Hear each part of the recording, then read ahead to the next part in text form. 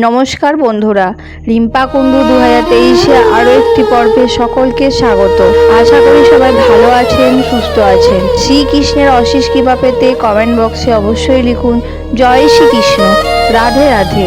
শ্রাবণ মাস পেরিয়ে ভাদ্র মাস পড়ে গেছে, আর ভাদ্র মাসের সম্পূর্ণ পঞ্জিকা নিয়ে চলে এসেছি। কবে, কোন দিন, কোন তিথি রয়েছে, কোন দিনে কোন ব্রত রয়েছে, কোন দিনে শ্রীকৃষ্ণের ঝুলন যাত্রা রয়েছে, রাখি পূর্ণিমা কবে রয়েছে, কবে রয়েছে শ্রীকৃষ্ণের জন্মাষ্টমী ব্রত, কবে রয়েছে নন্দ উৎসব, কবে রয়েছে শ্রী লোকনাথ ব্রহ্মচারী বাবার শুভ আবির্ভাব তিথি ও পুজো, সমস্ত কিছু রয়েছে এই পর্বে। শুধু তাই নয়, ভাদ্র মাসের অমাবস্যা কবে, গণেশ চতুর্থী ও বিনায়ক চতুর্থী কবে, সৌভাগ্য চতুর্থী কবে, বিশ্বকর্মা পুজো কবে, আরন্ধন দিবস কবে, এই সমস্ত কিছু নিয়ে চলে এসেছি। তাই আজকের ভিডিওটি কিন্তু একেবারেই গুরুত্বপূর্ণ, কারণ আজকের ভিডিওতে আমি আপনাদের সামনে তুলে ধরবো ভাদ্র মাসের সম্পূর্ণ পঞ্জিকা ক্যালেন্ডার। একেবারে শুরু থেকে ভাদ্র মাসের শেষ দিন পর্যন্ত কোন দিন রয়েছে, কোন তিথি কখন শুরু হচ্ছে, কখন শেষ হচ্ছে, কোন দিনে উপোস, কোন দিন পারণ, সমস্ত কিছু ধাপে ধাপে আপনাদের জানাবো। এর পাশাপাশি ভাদ্র মাসে অন্নপ্রাশন, সাধ ভক্ষণ, গর্ভধারণ, পঞ্চামৃত, নামকরণ এবং অন্যান্য সংস্কারমূলক কাজের যে শুভ দিনগুলি রয়েছে সেই তারিখগুলো আপনাদের জানিয়ে দেব। তাই ভিডিওটি কিন্তু একদম শেষ পর্যন্ত দেখবেন, কারণ মাঝখান থেকে দেখলে গুরুত্বপূর্ণ কোনো তারিখ আপনার চোখে এড়িয়ে যেতে পারে। সবকিছু জেনে নেব। তার আগে রিম্পা কুণ্ডু 2023 চ্যানেলটিকে সাবস্ক্রাইব করে পাশে থাকা বেল আইকনটি প্রেস করার অনুরোধ রইল, যাতে সকল ভিডিও নোটিফিকেশন আপনারা খুব সহজেই পেয়ে যান। বিভিন্ন পুজো পাঠ পঞ্জিকা অনুসারে আপডেট পেতে অবশ্যই এই চ্যানেলটিকে সাবস্ক্রাইব করে নেবেন। চলুন শুরু করা যাক আজকের এই পর্ব। এবারে আর দেরি না করে একেবারে পঞ্জিকা অনুসারে দেখে নেওয়া যাক ভাদ্র মাসের সম্পূর্ণ সময়সূচি। প্রথমেই আসা যাক ভাদ্র মাসের প্রথম দিনের কথা। ভাদ্র মাসের 1 তারিখ অর্থাৎ পয়লা ভাদ্র 19 আগস্ট বুধবার, এই দিন রয়েছে শীতলা সপ্তমী ব্রত, অর্থাৎ ভাদ্র মাসের শুরুতেই রয়েছে একটি গুরুত্বপূর্ণ ব্রত, যার নিয়ম নিষ্ঠার সঙ্গে বিভিন্ন ব্রত পালন করেন তারা অবশ্য নিজেদের পরিবারের পঞ্জিকা এবং প্রচলিত নিয়ম অনুযায়ী যে ব্রত পালন করবেন। এবারে চলে আসছি ভাদ্র মাসে পরবর্তী গুরুত্বপূর্ণ তিথির দিকে। পুত্রদা একাদশী ভাদ্র মাসে 5ই ভাদ্র 3রা আগস্ট রবিবার রয়েছে পুত্রদা একাদশী। এটি ভাদ্র মাসের প্রথম একাদশী। একাদশী তিথি সনাতন ধর্মাবলীদের কাছে অত্যন্ত গুরুত্বপূর্ণ। এই দিনে ভক্তরা ভগবান বিষ্ণুর আরাধনা করেন এবং অনেকের উপবাস পালন করেন। আর বিশেষ রয়েছে এই সময় থেকে শুরু হচ্ছে আমাদের প্রিয় শ্রীকৃষ্ণের ঝুলন যাত্রা, অর্থাৎ ভাদ্র মাসের শুরুতেই ভক্তদের জন্য একের পর এক গুরুত্বপূর্ণ তিথি চলে আসছে। এরপরে আসছি 9ই ভাদ্র 27শে আগস্ট বৃহস্পতিবার। এই দিন রয়েছে শ্রীকৃষ্ণের ঝুলন যাত্রার সমাপন, অর্থাৎ যে ঝুলন যাত্রা শুরু হয়েছিল 5ই ভাদ্র তার সমাপ্ত এই দিনে। আর এই একই দিনে রয়েছে গুরুত্বপূর্ণ শ্রাবণী পূর্ণিমা তিথি, অর্থাৎ রাখি পূর্ণিমা উপলক্ষে বিশেষ দিন। আপনারা যারা রাখি বন্ধন উৎসব পালন করেন তাদের কাছে এই তারিখটি অবশ্যই গুরুত্বপূর্ণ। রাখি পূর্ণিমা কখন? 9ই ভাদ্র 27শে আগস্ট বৃহস্পতিবার সকাল 8টা 43 মিনিট থেকে শুরু হচ্ছে শ্রাবণী পূর্ণিমা তিথি। এই দিনে রয়েছে শ্রাবণী পূর্ণিমার উপবাস নিশি পালনের বিষয়। কিন্তু এখানে একটি বিষয় আমাদের মনে রাখতে হবে, পূর্ণিমা তিথি কখন শুরু হচ্ছে আর উদয় তিথি অনুযায়ী উৎসব কোন দিনের পালন করা হবে, এই দুটি বিষয় সব সময় এক নয়। কারণ পরের দিন অর্থাৎ 10ই ভাদ্র শুক্রবার 28শে আগস্ট সকাল 9টা 28 মিনিটে পূর্ণিমা তিথি শেষ হচ্ছে। তাই উদয় তিথি অনুযায়ী রাখি পূর্ণিমা বা রাখি বন্ধন উৎসব 10ই ভাদ্র 28শে আগস্ট শুক্রবার পালন করা হবে। এই দিন রয়েছে ঝুলন পূর্ণিমা, অর্থাৎ 10ই ভাদ্র 28শে আগস্ট এই দিনে ভক্তদের জন্য অত্যন্ত গুরুত্বপূর্ণ হতে চলেছে।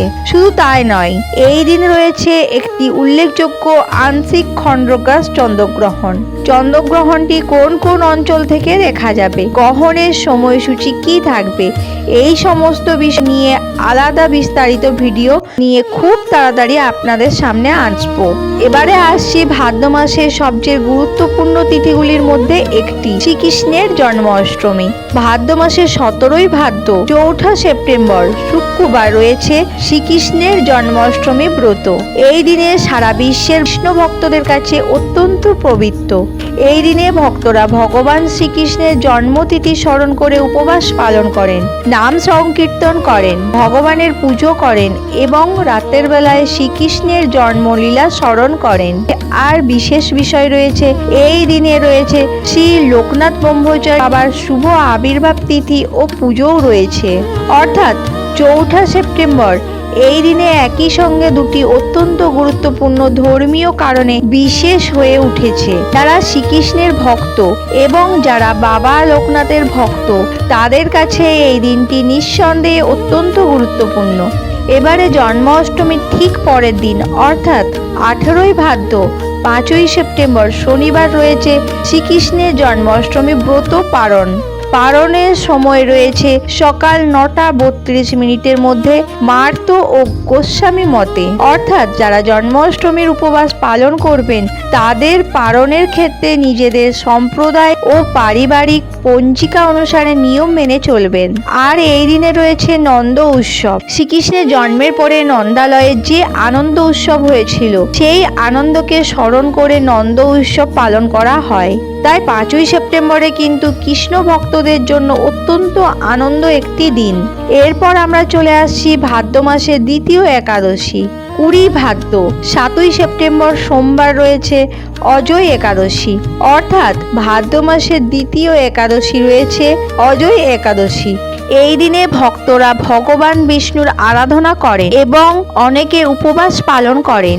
যারা একাদশী ব্রত পালন করেন তারা অবশ্যই নিজেদের পঞ্জিকা অনুসারে উপবাস এবং পালনের নিয়ম পালন করবেন। এবারে আসছি ভাদ্র মাসের অমাবস্যার দিকে, 24শে ভাদ্র 11ই সেপ্টেম্বর শুক্রবার রয়েছে ভাদ্র অমাবস্যা তিথি। অমাবস্যা তিথি সনাতন ধর্মের অত্যন্ত গুরুত্বপূর্ণ। এই দিনে পিতৃপুরুষদের স্মরণ, দান, ধর্মের কাজ এবং বিভিন্ন আচার পালন প্রচলন রয়েছে। ভাদ্র মাসের অমাবস্যা পূর্ণাঙ্গ তিথি, সময়সূচি, কি করবেন কি করবেন না, এই সমস্ত বিষয়ে নিয়ে খুব শীঘ্রই বিস্তারিত ভিডিও নিয়ে আসবো। তাই এই ভিডিওটি দেখতে অবশ্যই চ্যানেলের সঙ্গে থাকবেন।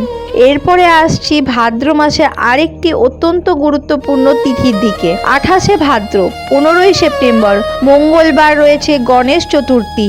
এই দিন বিনায়ক চতুর্থী এবং সৌভাগ্য চতুর্থী নামে জানা যায়। এই দিন ভক্তরা ভগবান গণেশের পুজো করেন। ভগবান গণেশকে বলা হয় বিঘ্নহর্তা, অর্থাৎ যিনি জীবনের বিভিন্ন বাধা বিঘ্ন দূর করেন। তাই নতুন কাজের আগে, শুভ কাজের আগে এবং বিভিন্ন পারিবারিক অনুষ্ঠানের গণেশ পুজো বিশেষ গুরুত্ব রয়েছে। আর এই একই দিনে রয়েছে শ্রী শ্রী মনসা দেবীর পুজো এবং অশ্বনাথের পুজো, অর্থাৎ 15ই সেপ্টেম্বর রয়েছে একাধিক ধর্মীয় অনুষ্ঠান।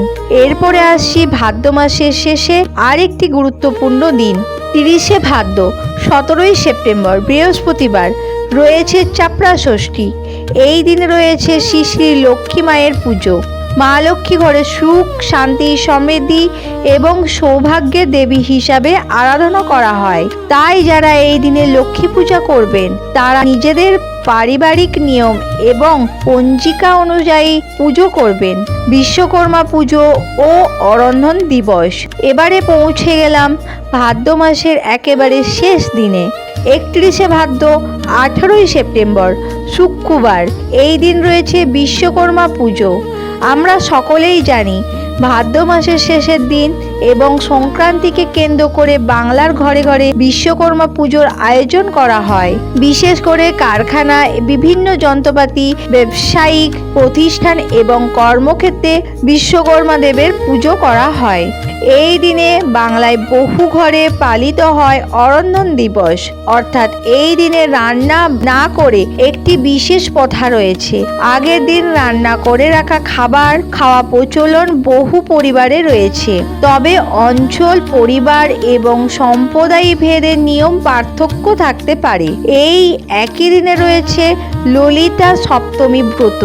ভাদ্র মাসের পুজো সম্পন্নর পাশাপাশি শ্রী শ্রী মনসা দেবীর পুজো এবং অশ্বনাথের পুজো, অর্থাৎ ভাদ্র মাসের শেষ দিনে কিন্তু একেবারেই ঠাসা রয়েছে বিভিন্ন ধর্মীয় অনুষ্ঠান ও তিথি। এবারে জেনে নেব ভাদ্র মাসের শুভ সংরক্ষণমূলক কাজের তারিখ।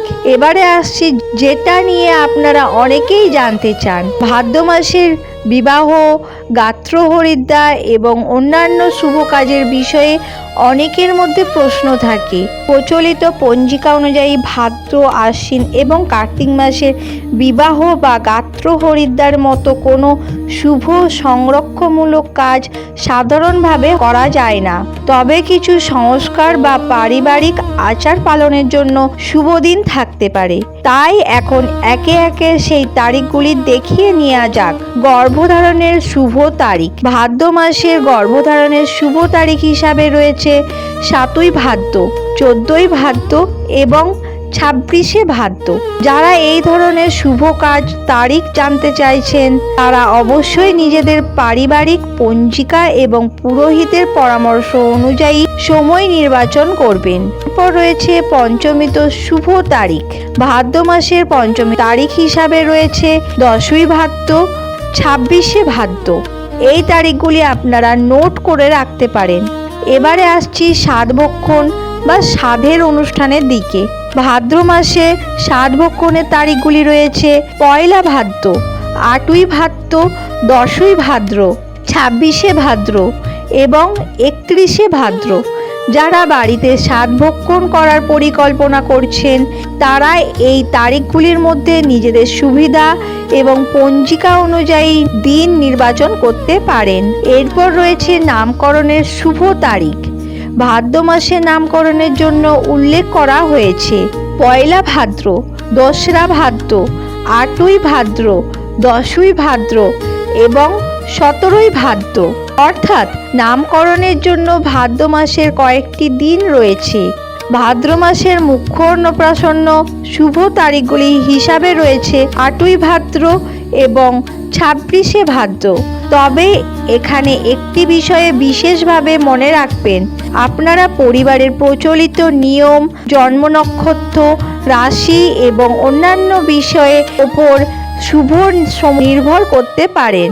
তাই চূড়ান্ত সময় নির্ধারণ করার আগে অবশ্যই পঞ্জিকা এবং পুরোহিতের পরামর্শ নেওয়া ভালো।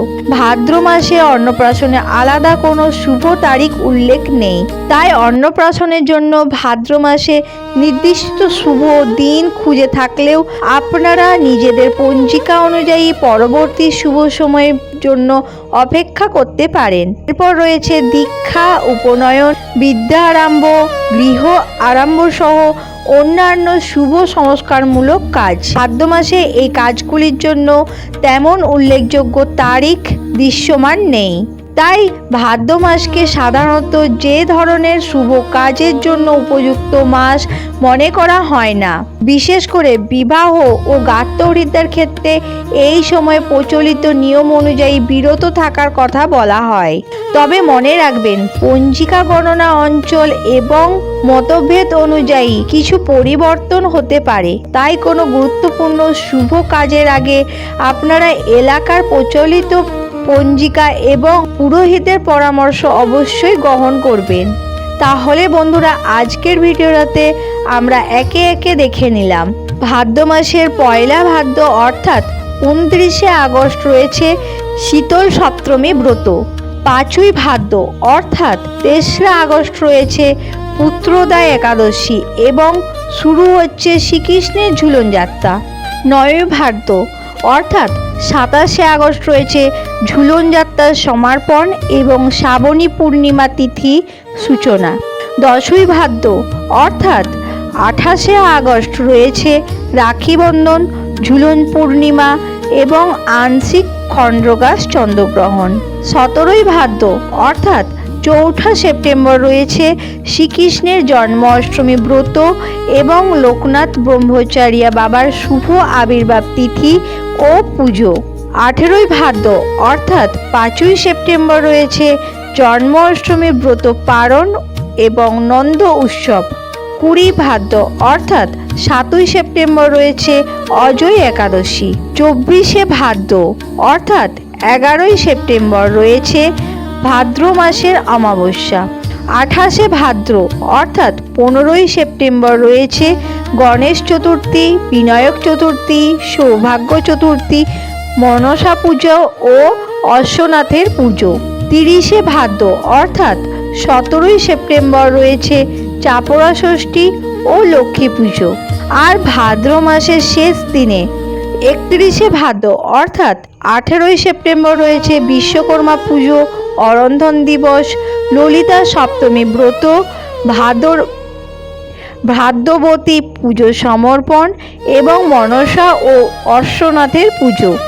অর্থাৎ বন্ধুরা, আপনারা বুঝতেই পেরেছেন ভাদ্র মাসে কিন্তু একেবারেই সাধারণ কোনো মাস নয়। আশা করি আজকের ভিডিওটির মাধ্যমে আপনারা ভাদ্র মাসের পঞ্জিকার ক্যালেন্ডার সম্পর্কে একটি সম্পূর্ণ ধারণা পেয়ে গেছেন। পুজো পার্বণ এবং তিথি সময়সূচি নিয়ে খুব তাড়াতাড়ি আপনাদের সামনে হাজির হব। আজকের পর্বটি আপাতত এই পর্যন্ত। আপনাদের ভালোবাসাই এই চ্যানেলের আসল শক্তি। ভিডিওটি যদি ভালো লেগে থাকে তাহলে অবশ্যই একটি লাইক করে দেবেন এবং হেল্পফুল বলে মনে হলে নিজেদের ফ্রেন্ডস ফ্যামিলির সাথে শেয়ার করার অনুরোধ রইল। সবাই খুব ভালো থাকবেন, সুস্থ থাকবেন।